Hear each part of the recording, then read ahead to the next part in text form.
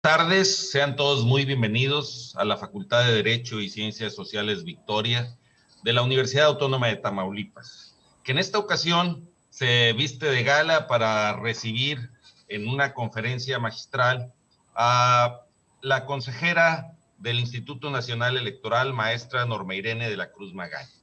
En su conferencia tratará el tema de la jornada electoral del próximo 6 de junio del 2021, del 2021. Y esto, como bien lo saben quienes nos siguen en nuestras redes sociales, pues es el preámbulo para nuestro Congreso Internacional de Sistemas Políticos Electorales, que se realizará el próximo 9 y 10 de marzo. Para la conducción de este programa voy a ceder el uso de la voz a Gustavo Puga para que continúe con el desarrollo de esta actividad. Adelante, Juan Gustavo. Buenas tardes, tengan todas y todos bienvenidos a esta conferencia magistral de la jornada electoral del 6 de junio. Con nosotros se encuentra la maestra Olga Alicia Castro Ramírez, quien es la vocal ejecutiva de la Junta Local del Instituto Nacional Electoral para Tamaulipas. Asimismo, se encuentra con nosotros el maestro Salvador Gómez Cabrera, vocal de Capacitación Electoral y Educación Cívica de la Junta Local del INE Tamaulipas. Y por supuesto, nuestra ponente invitada, la maestra Norma Irene de la Cruz Magaña, conferencista, quien es la consejera del Instituto Nacional Electoral de nuestro país. A continuación, tenemos el mensaje a cargo de la maestra Olga Alicia Castro Ramírez, vocal ejecutiva del INE para Tamaulipas. Muchísimas gracias, Juan Gustavo Puga. Es un placer saludarte. Agradezco también al doctor Armando Villanueva, que como siempre, en esta unión de esfuerzos para llegar a la comunidad estudiantil y compartir sobre todo la vida institucional y lo que tiene que ver con los procesos electorales. Saludo también afectuosamente a mi colega Salvador Gómez Carrera y muy especialmente doy las gracias a la consejera electoral del Consejo General del Instituto Nacional Electoral, la maestra Norma Irene de la Cruz. Gracias, muchas gracias, consejera, por aceptar participar en este importante evento que iniciamos, bueno, que es, como lo dijo el doctor Armando, el preámbulo para un congreso internacional. Con esta conferencia magistral abrimos y particularmente que le agradecemos que nos pueda compartir todas las reflexiones respecto a la jornada electoral, cómo se construye el camino para llegar a una jornada electoral que de suyo es diferente, que tiene particularidades y además singularidades muy importantes y trascendentes. Me parece que será trascendente esta jornada electoral por muchos aspectos y factores que usted generosamente nos va a compartir esta tarde. Y ojalá podamos tener un muy buen encuentro con la comunidad universitaria que pueda manifestar sus dudas y sobre todo que asumamos que la jornada electoral es parte de la vida pública de este país, que ahí se van a sembrar o se van a cimentar las bases de lo que serán las decisiones fundamentales de nuestro país a partir del día siguiente de esa jornada electoral, pero hay un camino muy largo que hay que recorrer para llegar a esa jornada, a horas que pueden pasar muy rápido, pero que significan mucho para la vida pública y privada de todos y todas nosotros. Por eso mismo le agradezco mucho que pueda compartir con nosotros estas reflexiones e invitar también a quienes nos están viendo, además de agradecer la generosidad de seguir esta transmisión, pues que pudieran enviar sus preguntas y igual a la comunidad universitaria que pudiera estar interactuando con la consejera electoral, que por supuesto tiene un papel fundamental en cómo se construye y cómo llegamos a la jornada electoral, porque está en el órgano que tomará decisiones muy importantes enmarcadas en lo que ya señala la Constitución y la Ley General, pero que lo que ahí se decida también marcará el rumbo de cómo se llevará a cabo esta jornada electoral. Muchas gracias nuevamente y les agradezco esta oportunidad. Agradecemos las palabras de la vocal ejecutiva del Instituto Nacional Electoral para Tamaulipas, a la maestra Olga Alicia. Muchas gracias por compartirnos ese mensaje. A continuación, me permito leer la semblanza de la maestra Norma Irene de la Cruz Magaña. Ella es licenciada en Periodismo y Comunicación Colectiva por la Universidad Nacional Autónoma de México y maestra en Gestión del Mantenimiento de la Paz por la Universidad de Turín. Desde 2005 ha realizado diversas tareas de cooperación internacional y asesoría técnica en materia electoral, destacando su participación como jefa del Departamento de Elecciones en Kosovo con la Organización de Seguridad y Cooperación Europea. Ha participado también en misiones de mantenimiento de la paz de las Naciones Unidas en Liberia, Sierra Leona, Nepal y Sudán, como asesora técnica en Somalia, Liberia, Guatemala, Irak, Mozambique. Se ha especializado en capacitación electoral, administración electoral, operaciones del desarrollo de capacidad institucional de autoridades electorales en varios países. Asimismo, ha coordinado los equipos de observadores de las misiones de observación electoral de la Unión Europea en Perú, El Salvador y Gambia. Ha observado elecciones con varias organizaciones internacionales en Sri Lanka, Ucrania, Uzbekistán, Macedonia y Uganda. También ha desarrollado trabajos de consultoría técnica especializada en materia electoral, principalmente en programas del voto extranjero para Irak, en el programa del voto en el extranjero para referendo de cesión de Sudán del sur de Uganda. Ha sido también consultora con diversas organizaciones internacionales como la IFES, International Foundation for Electoral Systems, y la Organización Mundial de Migración, ONU, Comisión Europea, Departamento de Desarrollo Internacional de Reino Unido, Creative Association International, Departamento de Mantenimiento de la Paz de la ONU, etc. Desde el pasado 22 de julio del 2020 fue nombrada por la Honorable Cámara de Diputados como consejera electoral del Instituto Nacional Electoral. Sin más preámbulos, cedemos la palabra a la maestra Norma Irene de la Cruz Magaña. Bienvenida. Muchas gracias. Buenos días a todos y a todas. Es un placer y un honor estar aquí y compartir con ustedes. Voy a compartir una presentación.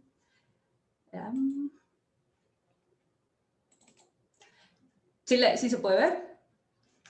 Muy bien, gracias. Bueno, como ustedes saben, para llegar al día de la jornada electoral hay una serie de procedimientos, pasos que se tienen que llegar antes para que podamos el día el 6 de junio, que será nuestra jornada electoral, el día que las y los ciudadanos llegan encuentran una casilla ya instalada donde pueden ejercer su voto, hay un gran trabajo atrás que hace posible esto. A mí me gustaría empezar por uno de los temas que llaman mucho la atención y que es una parte muy importante del proceso y que se trata de la fiscalización. Y también en un par de días que tenemos Consejo General estaremos hablando de fiscalización. Entonces, ustedes ya han escuchado que estamos hablando de que serán las elecciones más grandes de la historia, pero ¿qué significa? ¿No? Porque pues resulta que el 6 de junio nuestro sistema nos dice que tenemos que votar en una fecha específica y en un horario específico. Y ese día, el 6 de junio, vamos a estar eligiendo a 20,443 cargos. O sea, y esto estamos hablando de ya los 4, si ustedes ven en esta tablita, pues son los 4 órganos de gobierno, ¿no? O sea, desde las juntas municipales, concejales y presidencias de comunidad, que en algunos estados tienen legislaciones, las presidencias municipales, las cámaras, va a haber gobernaturas, vamos a elegir diputaciones locales en varios estados y además las diputaciones federales. Entonces, por eso decimos que esta es la elección más grande de la historia del INE, porque pues, son son tantos puestos que están ahí, ¿no? Entonces, perdón. ¿Y por qué es importante esto de la fiscalización? En el 2014 hubo una reforma donde el IFE se convierte en pasa de ser una autoridad federal a una autoridad nacional, Y entre sus facultades está la de revisar los informes de ingresos y egresos de todos los sujetos obligados. En este caso, pues son todos los candidatos, precandidatos, ¿no? Entonces, imagínense del tamaño de esta elección. O sea, si son 20,443 puestos, si para cada uno de ellos tuviéramos un candidato ciudadano independiente, o sea, ya estamos hablando de 20,443 sujetos que tenemos que revisar, ¿no? Cómo está su pre-campaña, su campaña. Ahora, si esto lo multiplicamos, o sea, si tenemos 10 partidos nacionales, si cada uno nominara un candidato, o sea, imagínense el universo, ¿no? Y bueno, y más los partidos locales, ¿no? También otra de los elementos que hace esta elección tan grande es que tenemos elecciones concurrentes en los 32 estados, ¿no? Entonces, nos habla de un universo de fiscalización, pues es enorme, ¿no? Entonces, también, obviamente, hay un calendario de fiscalización que se definió en el Consejo General y, por ejemplo, aquí vamos a hablar del calendario de fiscalización de Tamaulipas, ¿no? En Tamaulipas, pues vamos a tener la elección federal para diputaciones locales y presidencias municipales. Entonces, como ustedes pueden ver, a nivel federal, ¿no? El periodo de pre-campaña para diputaciones federales ya terminó el 31 de enero. Entonces, todos estos precandidatos pues, tuvieron como fecha límite el 3 de febrero, ¿no? Para entregarlos. A partir del 15 de febrero se mandaron las notificaciones por si tenían errores o omisiones. Este lunes 22 de febrero se venció el plazo para que pudieran dar respuestas y bueno, de ahí sigue un proceso que se hace un dictamen y una resolución que va a la Comisión de Fiscalización. Esta Comisión de Fiscalización lo aprueba, luego nos llega al Consejo General y ya de ahí se aprueba. Entonces, aquí vemos, por ejemplo, que para federal esto lo vamos a estar aprobando el 25 de marzo, ¿no? Para el caso de las diputaciones locales, ¿no? Tenemos ahí el mismo calendario, ¿no? Bueno, con excepción, perdón. Y luego también tenemos, perdón, me saltan entonces, y esto nos está hablando, ¿no? de lo que tuvieron que hacer antes de ser candidatos, ¿no? Esto es antes de que los registren, ¿no? Después viene el periodo de campaña, que para diputados federales empieza el 4 de abril y termina el 2 de junio. ¿No? Entonces, como el periodo de campaña, dependiendo del número de días que se lleva la campaña, es el número de reportes que se van a hacer. Entonces, por ejemplo, y aquí son diferenciados porque en Tamaulipas los días de campaña para las diputaciones locales son 45 días, lo mismo que para las presidencias municipales, ¿no? Entonces, y esto tiene que ver porque, por ejemplo, cuando hablamos que dependiendo del número de días, es el número de informes. Entonces, una campaña que va entre 30 y 45 días presenta un solo informe. Uno que dura entre 50 y 66 días da 2 informes y si es 90 días tiene que presentar 3 informes. En este caso, los candidatos y los partidos que están en las elecciones locales para diputados y ayuntamientos, como sus campañas duran 45 días, tienen que presentar un solo informe al final. Y, en cambio, los candidatos para diputaciones federales tienen que presentar 2 informes, uno cada 30 días, ¿no? Entonces, y bueno, pues nos va, y aquí nos da las fechas donde tienen que, los candidatos o candidatas o los partidos tienen que presentar sus reportes. Entonces, es decir, los candidatos y candidatas a diputados federales pues tendrán que entregar su informe a más tardar el 6 de mayo. ¿Ya? En cambio, los candidatos y candidatas a diputaciones locales y presidencias municipales tienen que, su fecha límite de entrega es el 5 de junio.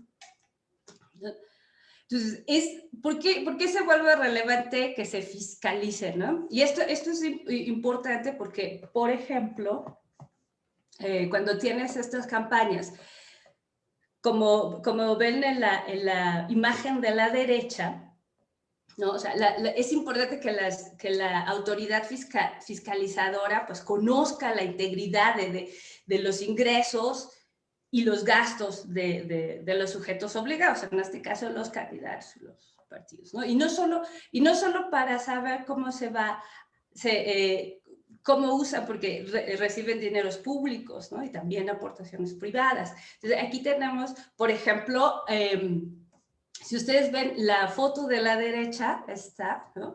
Aquí se trata de un espectacular que promueve y beneficia a 2 candidatos, ¿no? Entonces, esto fue en el proceso concurrente del 2018. Por una parte, el entonces candidato a presidente de la República y el otro era para el gobierno de Puebla, ¿no? Entonces, aquí puedes ver que ese es un tipo de propaganda que beneficia a 2 candidatos, ¿no? O si fueran candidatos.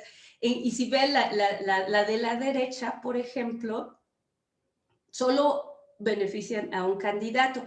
Y esto es relevante porque es como lo van a reportar, ¿no? Y, por ejemplo, cuando ves las bardas y las propaganda genérica, ¿no? Las banderas y todo esto, por el partido que o sea, si vienen del nacional, pues a nivel nacional se toma como un egreso y a nivel local se toma como un ingreso, ¿no? Entonces tendría que estar reportado en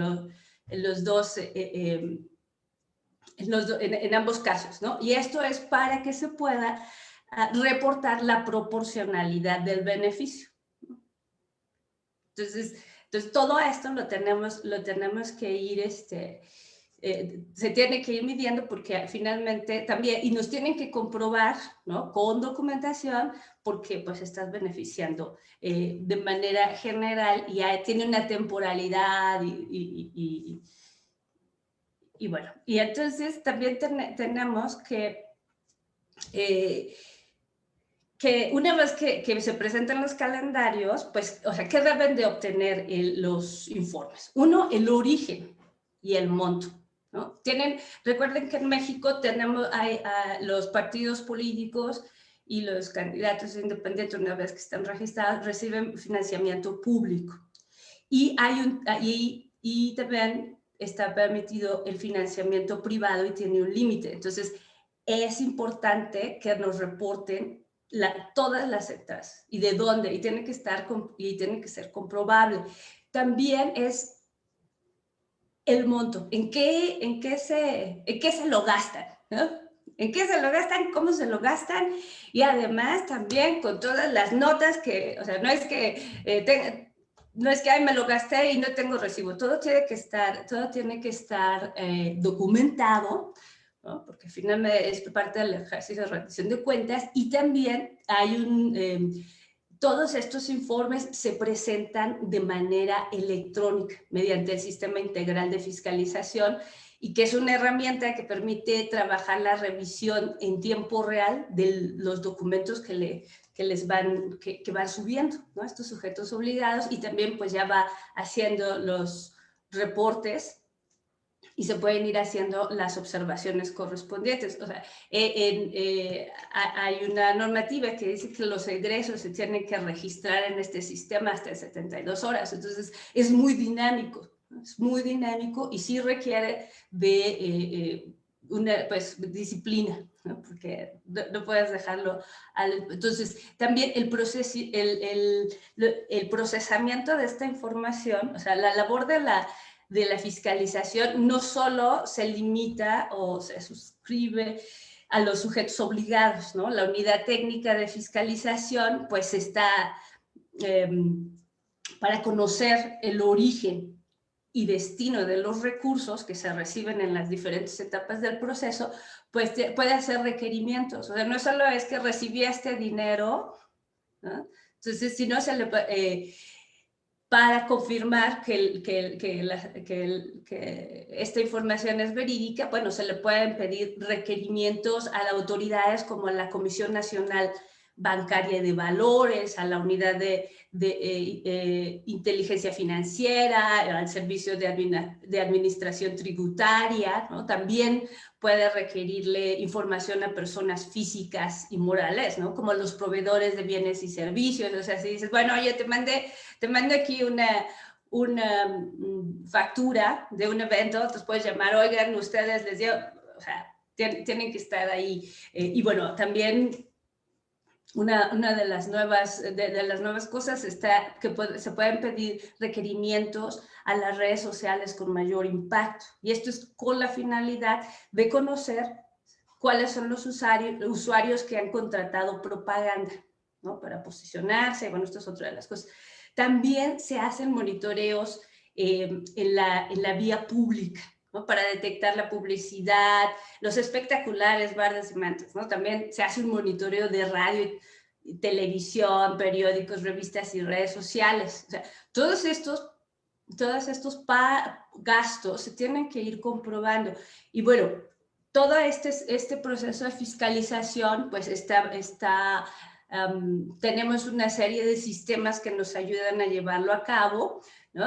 Hace un momento les mencionaba el sistema integral de fiscalización, que es el que utilizan los sujetos obligados para presentar sus informes de ingresos y egresos, ¿no?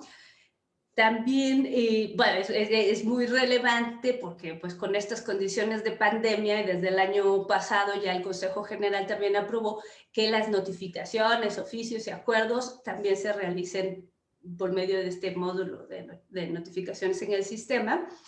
Y también está el Sistema Nacional de Registro para Precandidatos y Candidatos, el SNR, y a través de este sistema los partidos políticos informan a las autoridades los datos generales de las personas que pretenden participar en la contienda, y para ello la autoridad fiscalizadora pueda iniciar sus monitoreos, ¿no? O sea, esta información viene directamente de los partidos, que son los que nominan a los candidatos.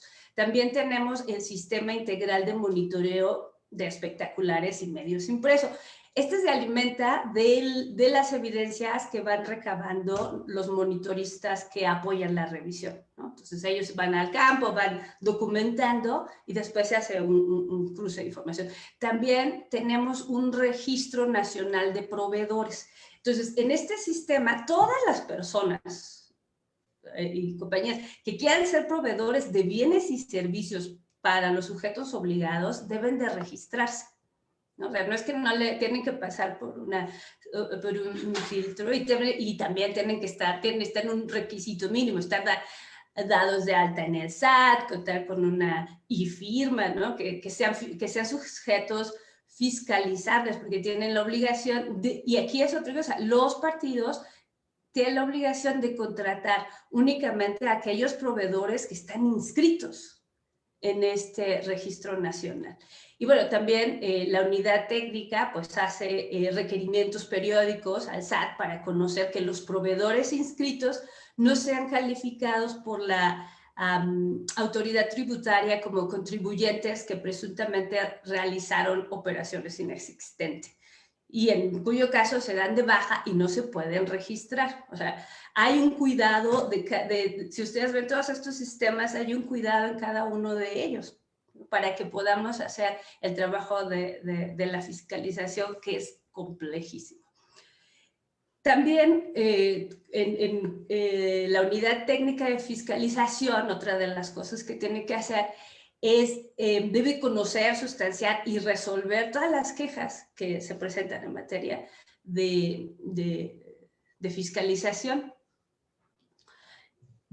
Ya, y bueno, también tienen que aprobar los proyectos de resolución y enviarlos al Consejo. Y también, bueno, en el reglamento de procedimientos sancionadores nos da también un periodo de tiempo, de temporalidad de cuándo puedes poner tus quejas, ¿no? Entonces, en pre-campaña tienes hasta 7 días después de concluido el periodo. En campaña, las quejas se pueden presentar hasta 15 días antes de la fecha de aprobación del dictamen de campaña, y también hay casos que aunque se presenten fuera de estos plazos, tienen que ser resueltos, ¿no?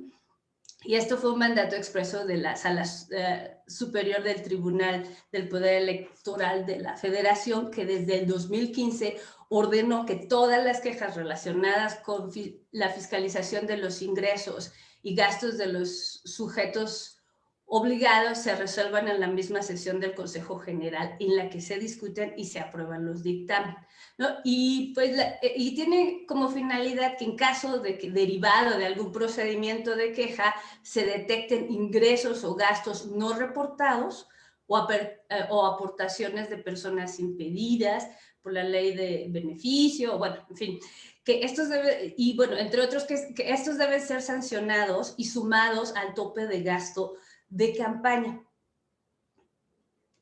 para concluir de forma integral y armónica la fiscalización, ¿no? Obviamente se han hecho varios reglamentos y cambios para mejorar el proceso de fiscalización. Y bueno, y aquí en esta parte a mí sí me gustaría hacer un paréntesis para agradecer el trabajo que realizan las diversas autoridades y el personal de las juntas locales y distritales aquí en el estado, porque ellos son fundamentales para apoyar el trabajo de fiscalización, ¿no? Pues ellos son los que les toca sustanciar, notificar oficios, el levantamiento de actas, entre tantas labores. Y bueno, también aprovechar y solicitar que sigamos trabajando con la eficiencia y eficacia que les caracteriza, porque bueno, ustedes ven la fiscalización también es muy demandante y tienes plazos, ¿no? Y bueno, tenemos que continuar con esta constante comunicación del Instituto Electoral de Tamaulipas, el Tribunal del Estado y todos los actores que nos ayudan en este proceso, ¿no? Entonces, continuando, ¿en qué momento nos encontramos de la fiscalización? Y esto, bueno, a nivel nacional, estamos ahorita en la revisión de los primeros informes de ingresos y gastos de un primer bloque. Dividimos el país en bloques y en el primer bloque está Colima, Guerrero, San Luis Potosí y Sonora. Entonces, de los cuales se revisa la precampaña para los cargos de gobernaturas, diputaciones locales y ayuntamiento, ¿no? Y también la obtención de apoyo de la ciudadanía para aquellos candidatos independientes. También en Nuevo León se revisa la precampaña y la obtención del apoyo de la ciudadanía para los cargos de gobernaturas locales y ayuntamientos. Todos los dictámenes y resoluciones correspondientes a estas entidades fueron aprobados en la Comisión de Fiscalización el pasado 16 de febrero y se circularon al Consejo General el 19 siguiente, por lo que su discusión y aprobación la tendremos pasado mañana, el 26, que tenemos sesión ordinaria. Estos estados saldrán antes en razón que el inicio de sus respectivas campañas electorales será el 5 de marzo. Claro, aún están pendientes los cargos de diputados federales y 27 entidades más, entre ellas Tamaulipas, de los cuales, de conformidad con los calendarios que aprobamos, lo vamos a discutir el 25 de marzo. Entonces, yo quiero señalar la relevancia que tiene el tema de fiscalización, resultado de la reforma que les hablaba del 2014. Es muy interesante porque se le puso tanta atención a esta materia que ahora, de no presentar el informe de ingresos y gastos, ¿no? Puede resultar en la negativa del registro, ¿no? O si ya está registrado, se puede cancelar el registro. Ahora, cuando hablamos de campaña, ¿no?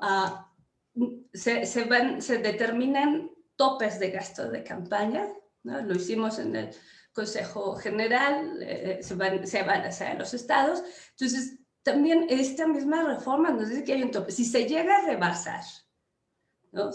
Por más del 5% del monto autorizado, ¿no? Puede resultar en la nulidad de la elección. O sea, eso si no lo reportas, te gastas más. También, o sea, rebasar los gastos de campaña, recibir o utilizar recursos de procedencia ilícita o de un origen de recursos públicos distinto al financiamiento que se les otorga, también es causal de nulidad. Entonces, estas son consecuencias muy graves y están ahí expresadas en la ley. También hay un catálogo de sanciones y criterios que ha ido aprobando el Consejo General en cuanto a conductas infractoras en materia de fiscalización, el cual se va actualizando. Este es muy dinámico y muy flexible y pues vamos encontrando nuevas cosas, ¿no? O sea, en el 2014 publicidad en Facebook no era un tema, ¿no? Ahora sí lo es, ¿no? Entonces, por eso el dinamismo. Y también, pues ahora que les comentaba que vamos a monitorear redes sociales y, por ejemplo, también en el 2014 no había herramientas como Clip, ¿no? Y no hubieron, y bueno, conocimos de estas herramientas cuando fiscalizamos a las organizaciones de ciudadanos que buscaban obtener su registro como partido político nacional.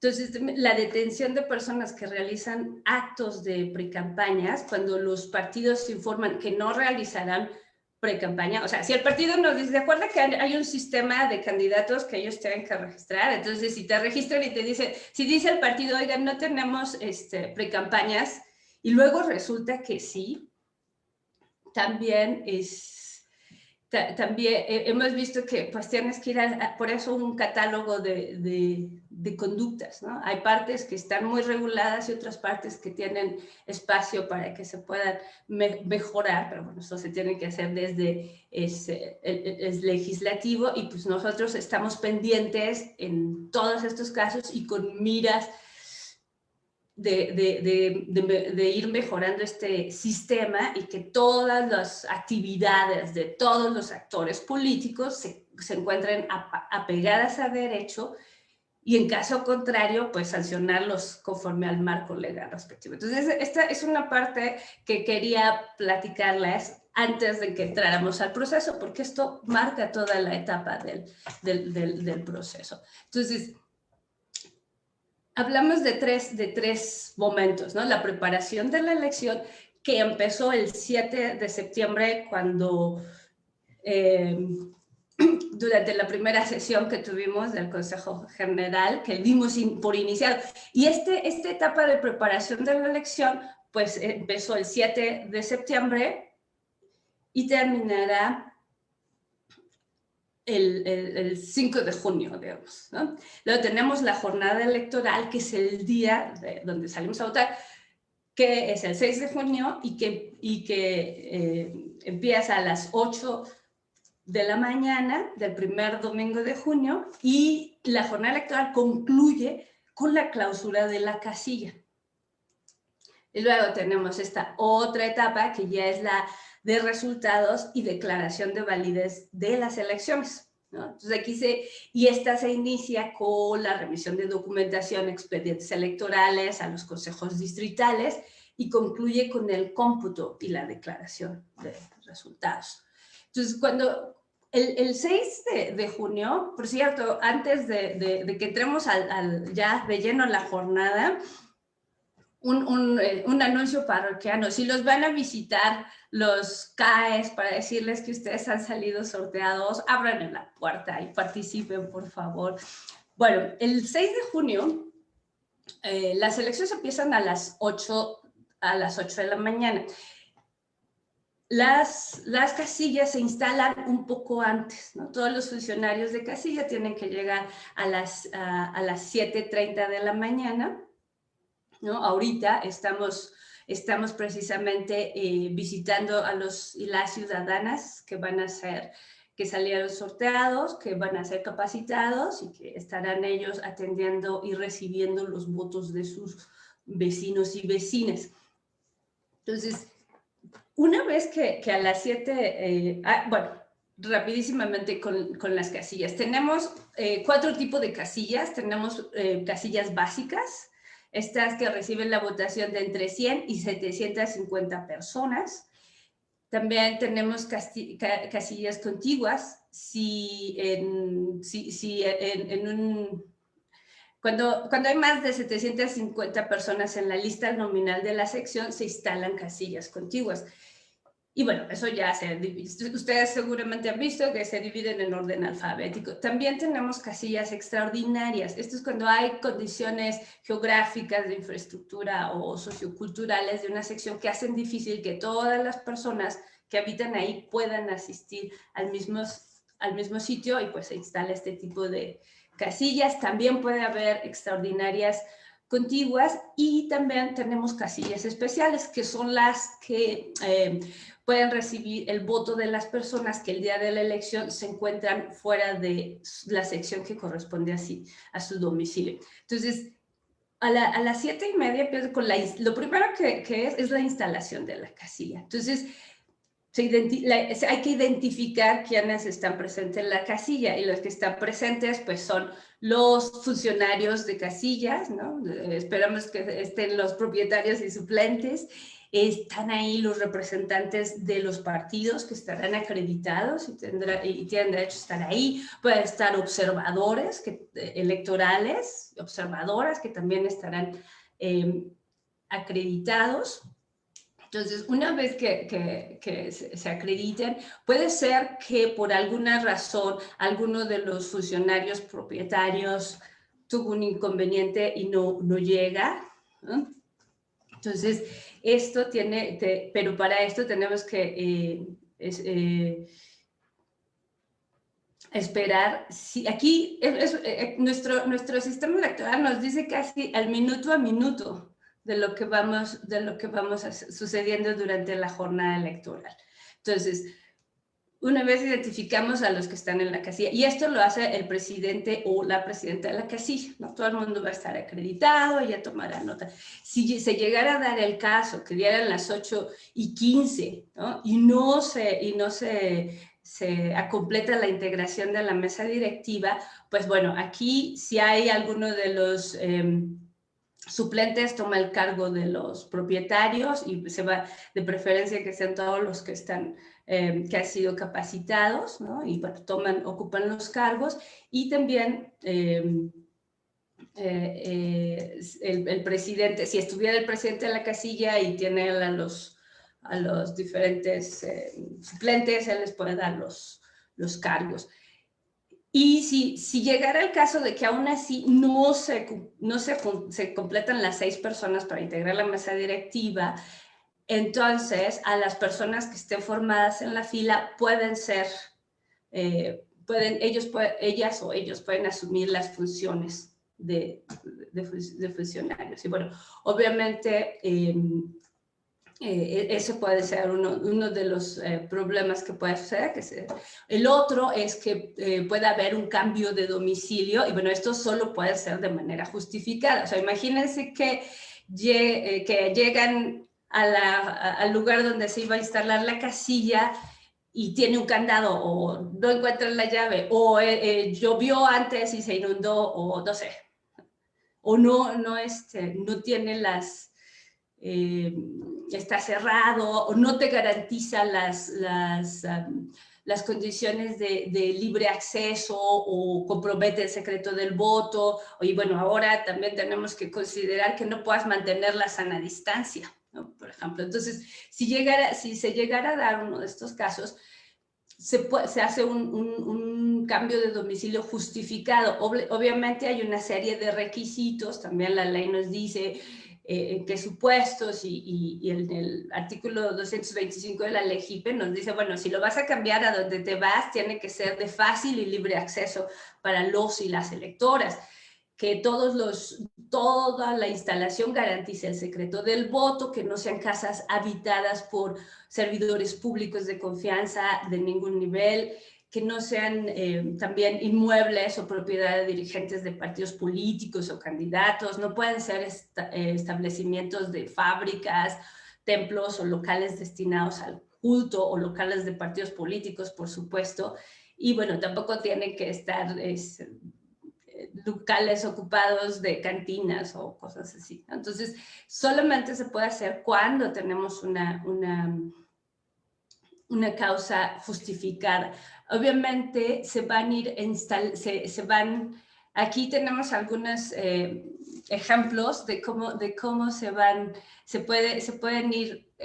colocando el mobiliario, ¿no? Que esto es, como lo hemos dicho, obviamente tienen que garantizar una serie de condiciones. El libre tránsito, ¿no? Que ustedes puedan ver, que puedas mantener la sana distancia, que los representantes de partido y observadores puedan ver todo el proceso, ¿no? Que cuando entran los votantes pueden entrar y salir sin mayor problema, ¿no? Y bueno, tienes que hacer y tienes que optimizarlo dependiendo del espacio que se tiene, ¿no? Ya una vez que empiezan ya las actividades de instalación, o sea, ya pasamos lista, estamos todos los que tenemos que estar, empezamos con la instalación. Es importante mencionar que hemos tomado una serie, tenemos un protocolo de medidas de sanidad, entonces todos los locales donde se van a instalar las casillas van a ser sanitizados un par de días antes. Entonces, una vez que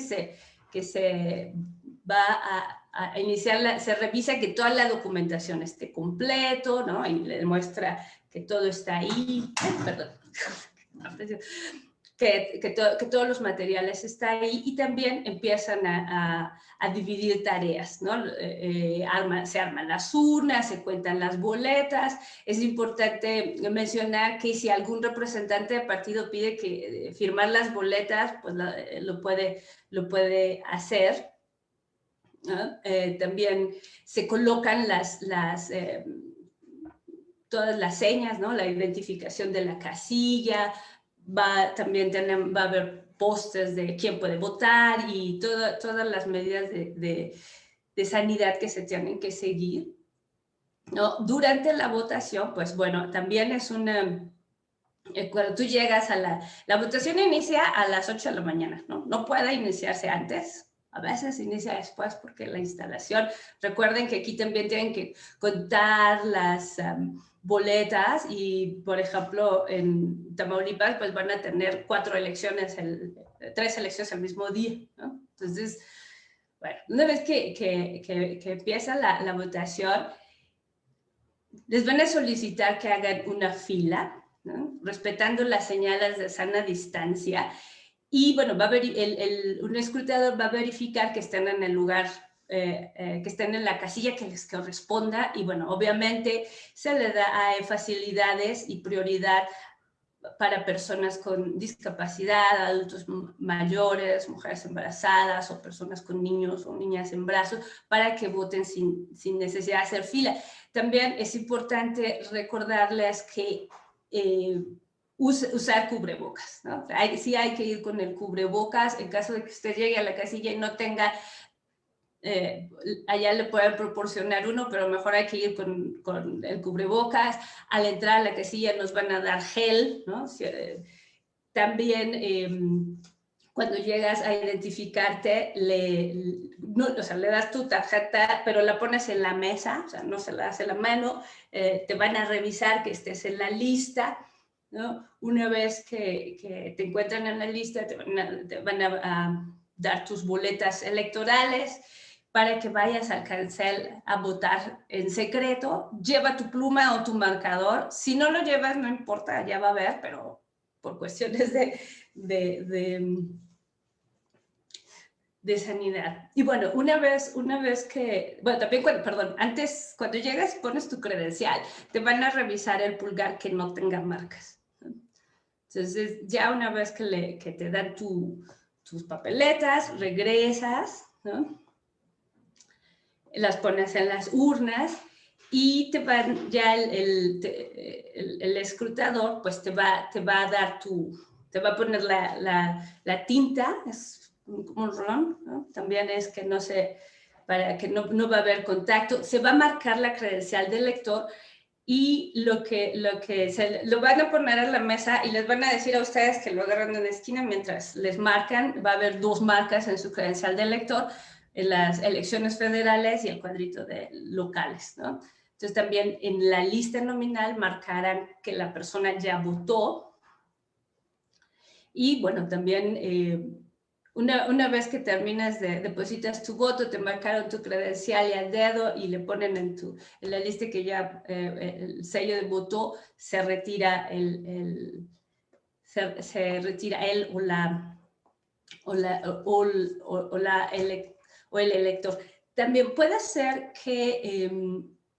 que pueda haber por algún incidente que se tenga que suspender la votación. Si esto llegara a suceder, el presidente de la casilla o la presidenta de la casilla, que son las autoridades electorales ahí, se los tendrán que comunicar a los CAEs y ya los secretarios tendrán que tomar nota en la hoja de incidentes de por qué, ¿no? Entonces, pueden ser, o sea, ¿por qué se puede suspender una votación sin causas de fuerza mayor? Pues puede ser que se altere el orden, que se viole el secreto del voto, se impida la emisión del voto o se ponga en peligro la seguridad de las y los ciudadanos, fenómenos naturales o climatológicos, ¿no? O sea, también en la casilla, seguramente te han escuchado, pero bueno, no podemos ir a las casillas en estado de ebriedad o bajo el efecto de drogas.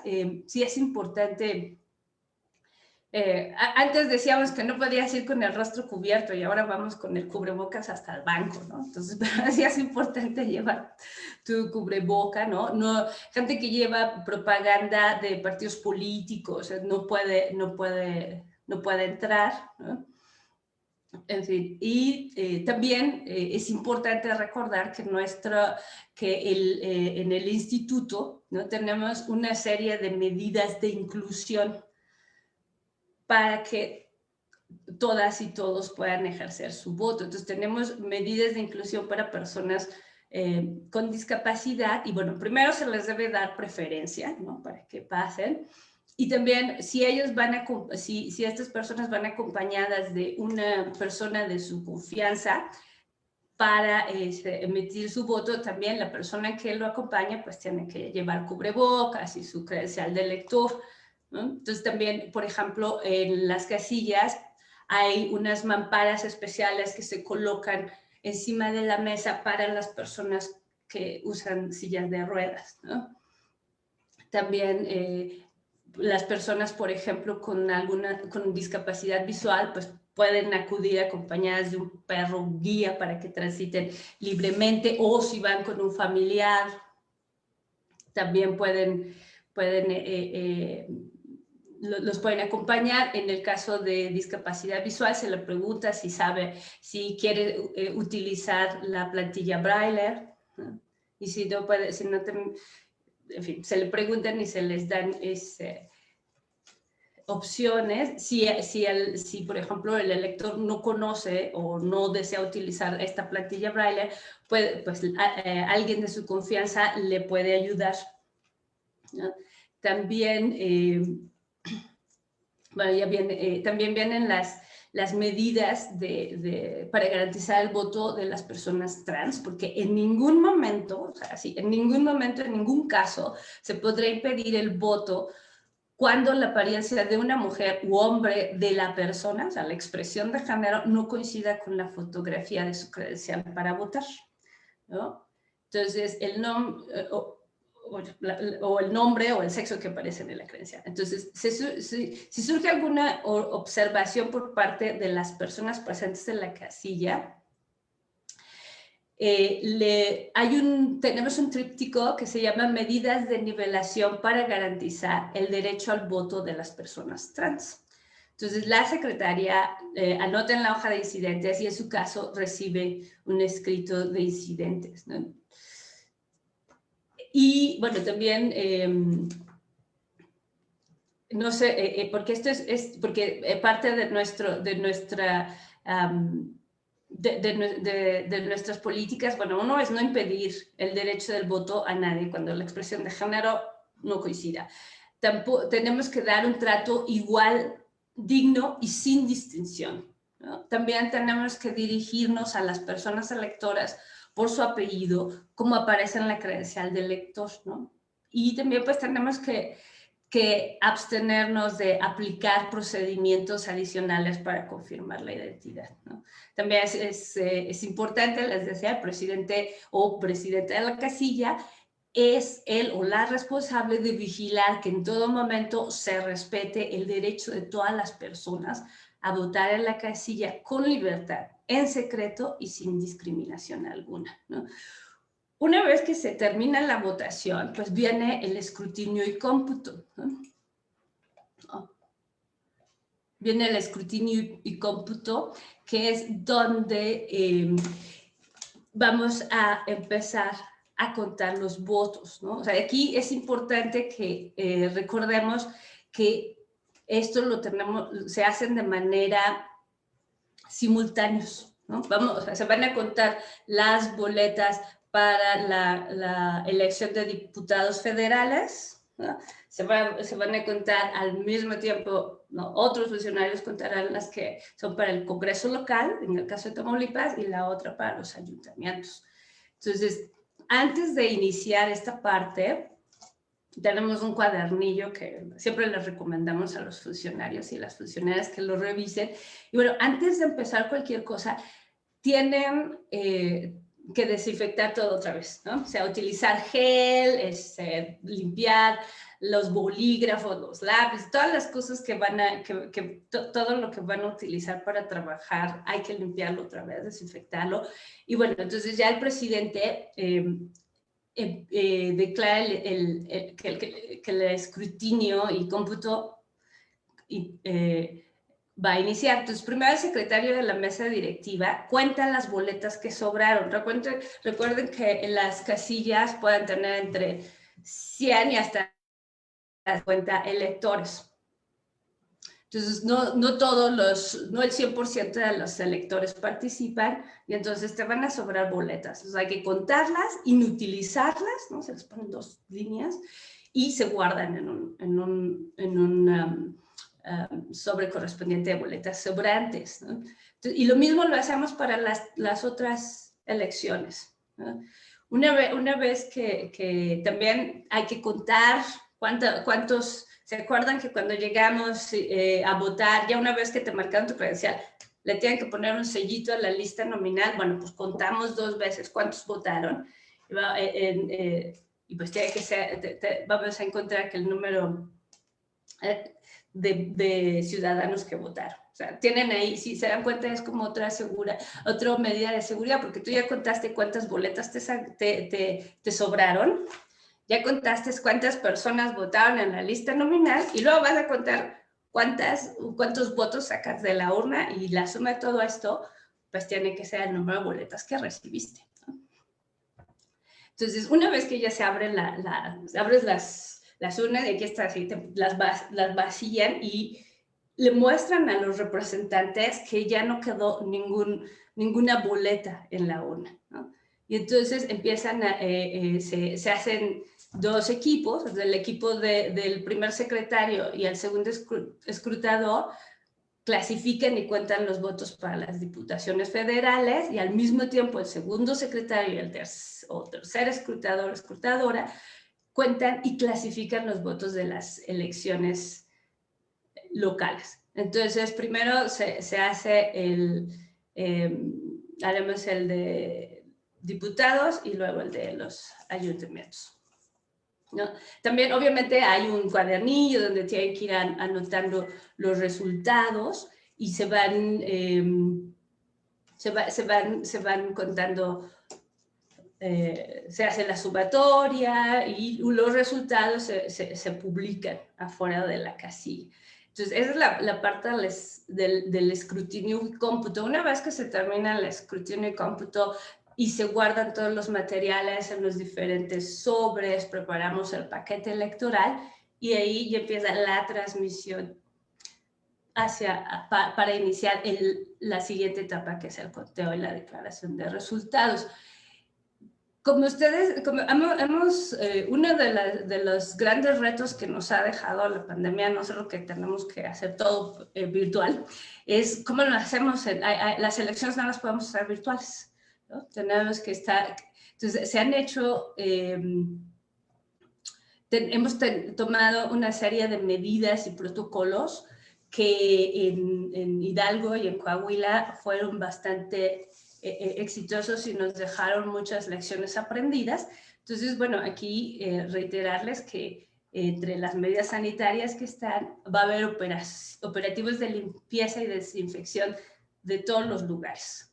2 días antes de las casillas,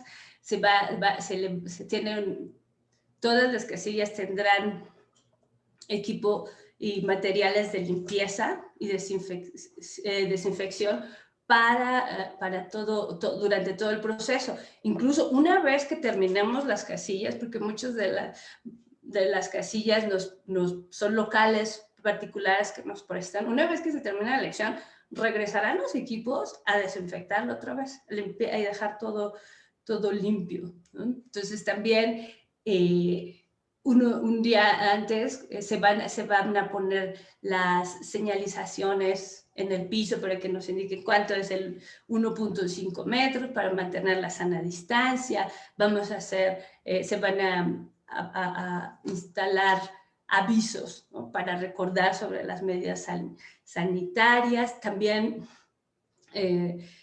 y pues en la casilla, el uso de cubrebocas es obligatorio para todas las personas en la casilla, tanto en la fila al interior de la casilla, pues hay que respetar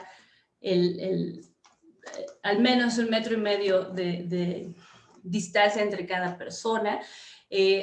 También hay instrucciones para que periódicamente los y las funcionarias de casilla pues estén limpiando y desinfectando los espacios que se comparten, el cancel o los marcadores, ¿no? Entonces también nosotros estamos, tanto el INE como los organismos públicos locales, pues estamos promoviendo que a partir de que todos los actores pues asumamos nuestra responsabilidad y promovamos la participación con todas las medidas de seguridad, ¿no?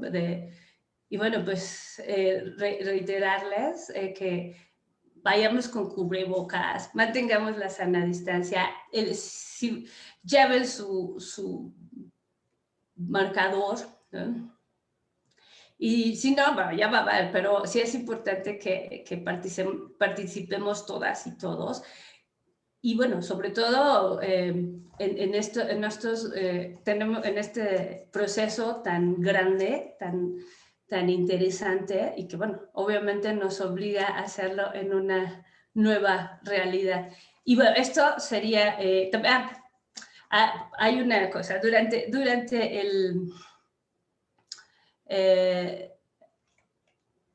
el día de la jornada electoral, nosotros tenemos un sistema de información que se llama SIGE, que es donde nos están reportando todo, cómo se va la instalación de la casilla, si hay algún incidente, entonces se está alimentando constantemente de los reportes que vienen desde las casillas, ¿no? Y este es un sistema que nos permite tener información tanto a nivel estatal como desde el Consejo Nacional. Y bueno, hasta aquí dejaría yo la plática y sí, para darles oportunidad y bueno, podamos responder algunas de las preguntas. Gracias. Muchas gracias, consejera Norma Irene de la Cruz Magaña, por toda la información que nos acaba de compartir. Tenemos muchas preguntas por medio del chat de Facebook Live. La primera pregunta sería: la propaganda electoral generalmente es contaminante ambiental. ¿Qué medidas se toman para su retiro y disposición final y qué sucede si no se cumple? Bueno, de hecho, sí hay una serie de lineamientos que la propaganda sí tiene que ser biodegradable y tiene que cumplir con una serie de normas, y sí son los partidos responsables para retirarla, ¿no? Entonces, Olga, si tú quieres agregar algo a eso. Gracias. Sí, sí, pues abonando a la respuesta, la propaganda electoral está prohibida en los espacios públicos, no debe colocarse. Sí hay, por ejemplo, porque vamos a ver espectaculares en la vía pública, pero son en espacios privados. Regularmente son contratados o bien son proporcionados por un particular. Podemos ver en alguna barda, alguna pinta o bien en algún domicilio particular, alguna lona. Todo eso es parte de lo que el instituto realiza y verifica en los recorridos para efectos de fiscalización. De cualquier forma tiene un costo. Sin embargo, ya en los espacios públicos está privado. De hecho, también ese es el propósito de hacer los recorridos de verificación para detectar si hay propaganda colocada en forma indebida, como por ejemplo pudiera ser los postes de energía eléctrica en algún camellón o en algún puente peatonal. Ahí está prohibido. Y entonces las autoridades electorales hacemos una revisión para, en su caso, ordenar el retiro inmediato y, por supuesto, también aplicar una sanción a quien haya violentado esta norma. Pero en términos generales ya no existe propaganda en esos sentidos, a menos en el estado de Tamaulipas, en la legislación federal, y en el estado de Tamaulipas también existe esa norma de prohibición de colocación de propaganda en la vía pública. También recuerden que también la LEGIPE nos dice que se tiene que retirar, o sea, la distribución y colocación de la propaganda electoral debe respetar los tiempos legales que se establezcan en su caso, y también el retiro o el fin de su distribución tiene que efectuarse 3 días antes de la jornada electoral, ¿no? Recuerden que tenemos unos días antes de la elección de silencio, ¿no? Entonces sí se tiene que retirar. Y también, sí, en caso de que se encuentre la vía pública, pues tendrá que retirarse los 7 días posteriores a la conclusión de la jornada electoral, ¿no? Entonces, no es porque la dejan ahí para siempre, la tienen que retirar, y si no, se hacen acreedor esas sanciones.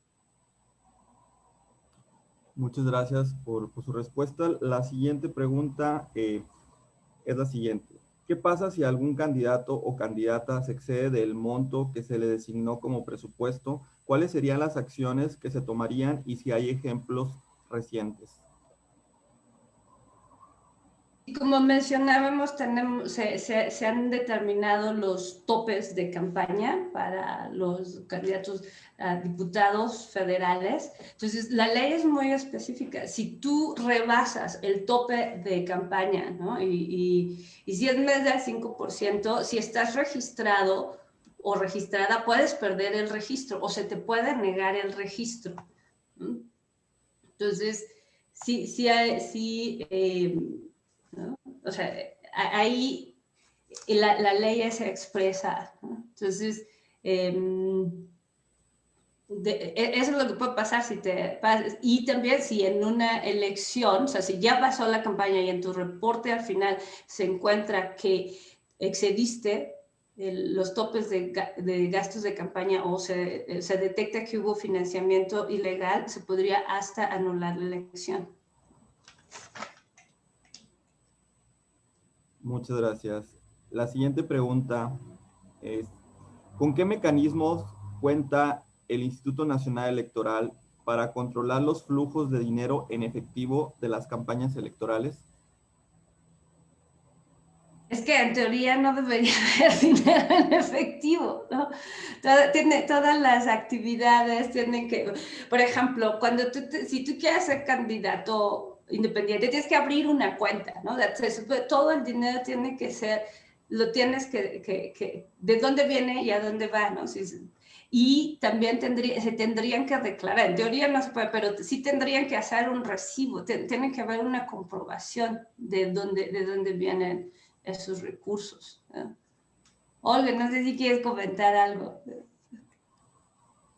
Bueno, que efectivamente, como ya lo dice la consejera, las donaciones en efectivo están prohibidas, es decir, no tiene que haber dinero en efectivo para las campañas. Sin embargo, el instituto sí tiene instrumentos para detectar, por ejemplo, algún gasto reportado o no reportado, que es una forma también para verificar que hubo ingreso, tal vez que se hizo un pago en efectivo porque no nos registraron ese gasto y no está en su contabilidad, porque además todos abren cuentas y el instituto tiene acceso a las mismas. Y esto se puede detectar a través de diferentes modalidades, los recorridos de verificación, la visita a las casas de campaña, incluso la asistencia a los eventos que cada uno de las candidatas y los candidatos llevan a cabo. Además, como ya se mencionó y lo dijo la consejera en su exposición, mediante la solicitud de información a diversos proveedores,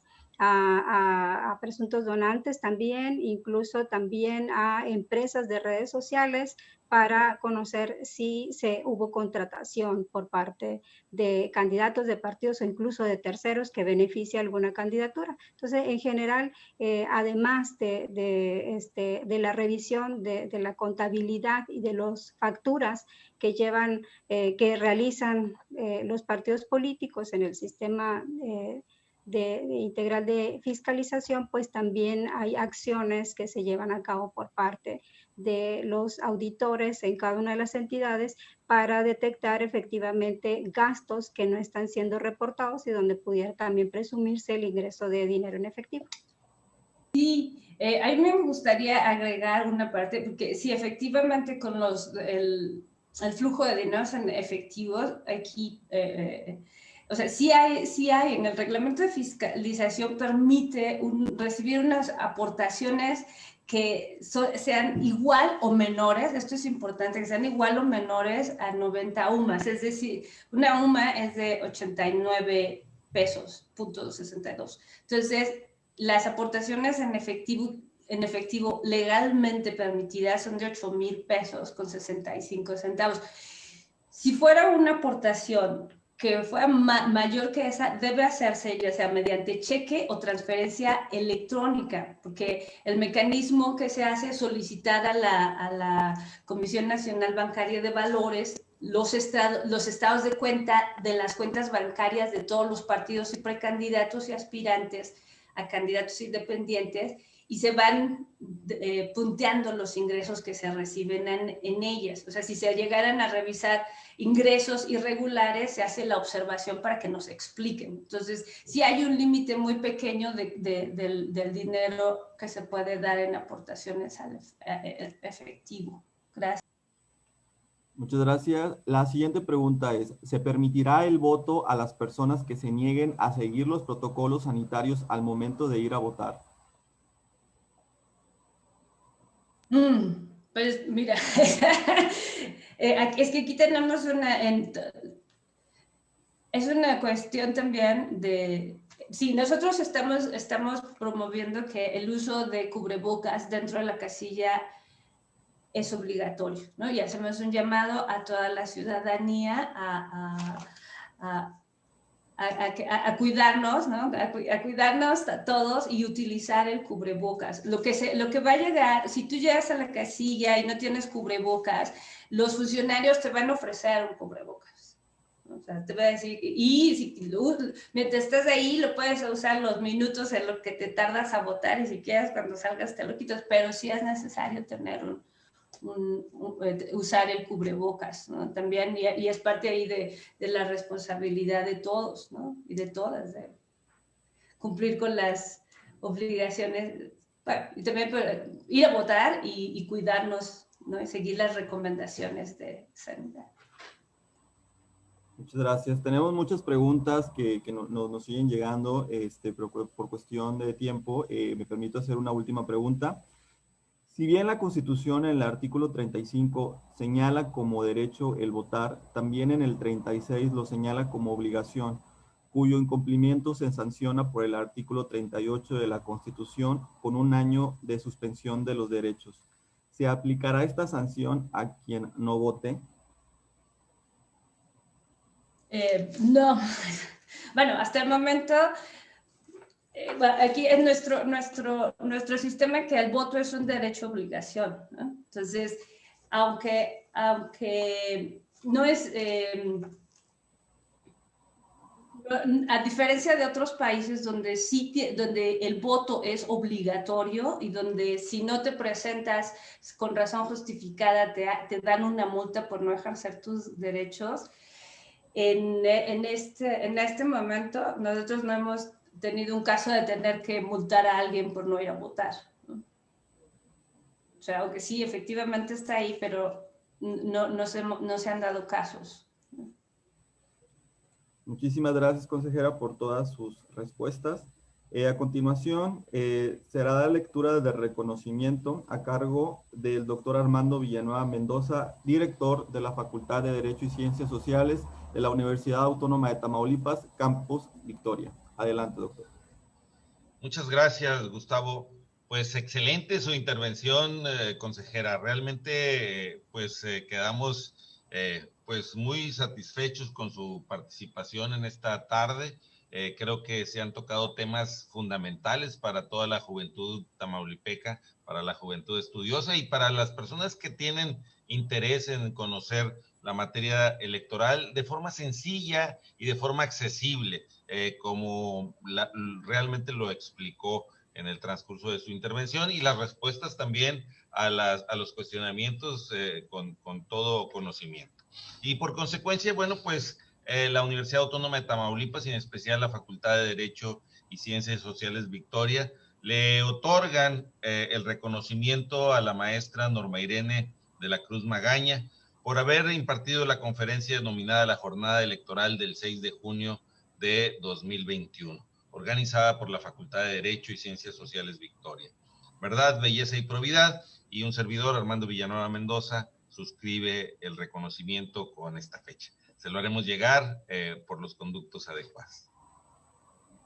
Y pues muy bien, Gustavo, no sé si tengas algo más que agregar, o Olga, si quisieras hacer alguna referencia. No.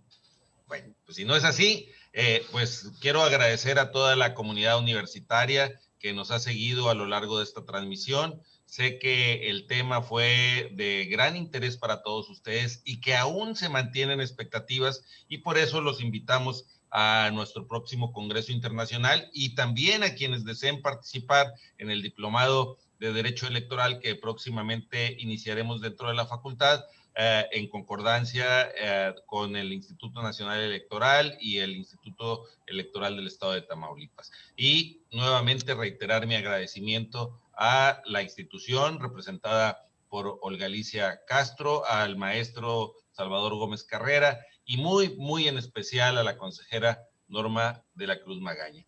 Muchas gracias y esperemos vernos próximamente. Hasta luego. Muchas gracias. Buenas tardes. Buenas tardes.